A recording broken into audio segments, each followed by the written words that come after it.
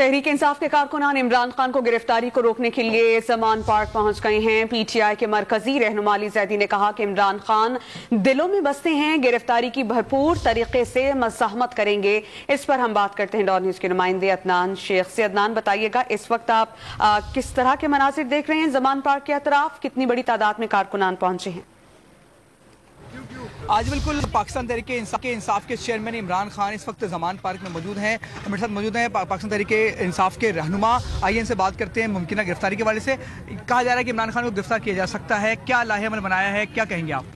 कोशिश करके देख लें, वो बेचारे बहुत बुरा हो। इमरान खान हमारे पास चॉइसेस हैं, अभी सुप्रीम कोर्ट है, ऐसे तो अंधी नगरी थोड़ी लगी हुई है। जो सबसे बड़े मुल्क के डाकू हैं उनको वजीर आजम बना के और वजीर पता नहीं क्या क्या वजीर बना देते हो, और जो मुल्क के लिए जंग लड़ रहा है उसको कहते हो गिरफ्तार करोगे। ऐसे कौम को बेवकूफ़ नहीं बना सकते। अगर हुआ तो फिर लाहेअमल क्या आपका? वो फिर उस वक्त खुदा ना खास्ता अगर कोई की तो फिर पता चलेगा लाहेअमल।